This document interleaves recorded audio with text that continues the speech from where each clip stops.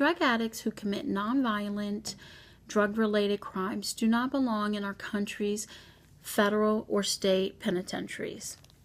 According to OpenSocietyFoundations.org, jail is the worst substitute for drug treatment program. These offenders who are committing crimes based on their drug addiction are taking up jail population and costing the United States government's jail population to triple or quadruple in size in the past 10 years.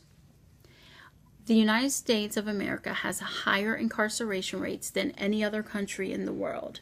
However, the majority of those incarcerated are there for nonviolent drug offenses.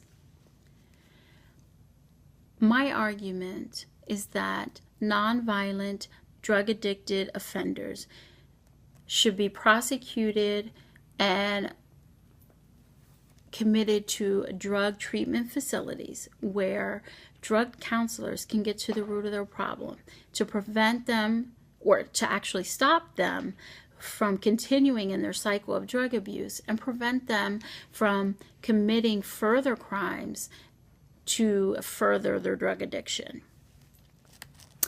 According to recoveryfirst.org, 2/3 of the United States population is in favor of drug treatment, not jail, for drug abuse.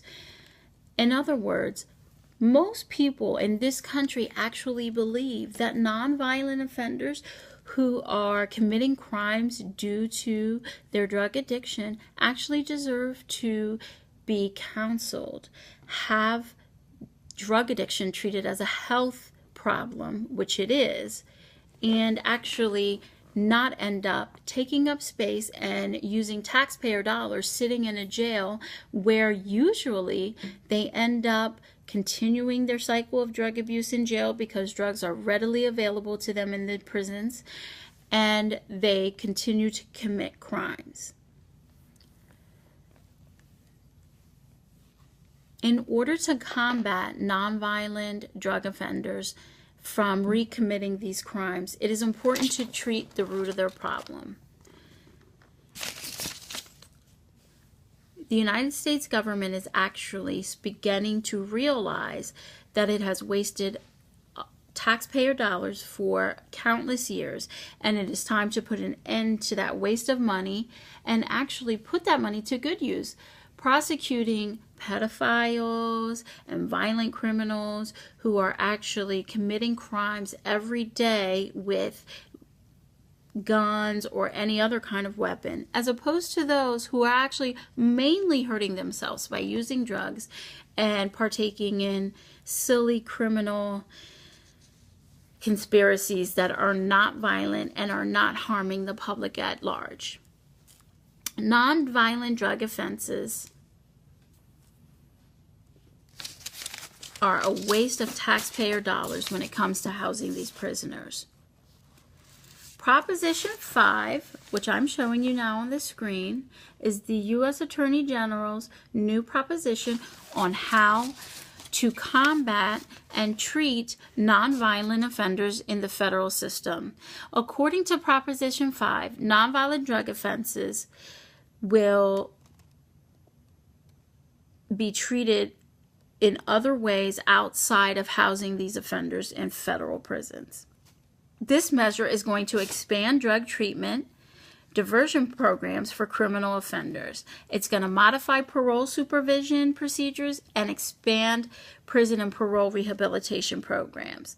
This proposal is going to help the United States government stop wasting money fighting the war on drugs by housing these persons and criminals in jail. It's going to help actually treat these addicts at home and in their communities under supervised release and allow them to seek treatment, intensive treatment, to help them combat years and years of drug abuse.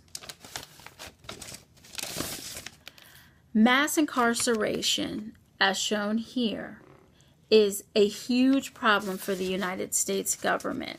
The drug war and mass incarceration has tripled the cost that the United States government has spent on combating crime in this country. Nearly half of all prisoners in state prisons are locked up and they have not committed a crime that includes violence. And they are all more than of those half of the prisoners locked up for those nonviolent offenses, they are primarily there for drug-related crimes.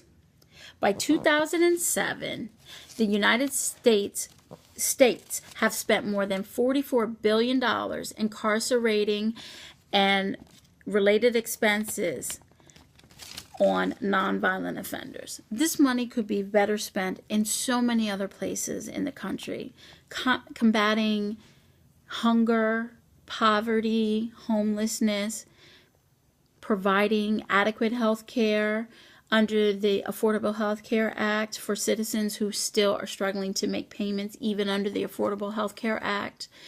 The United States government has better ways to spend their money, and housing nonviolent drug offenders in prisons is not the best use of my taxpayer dollars.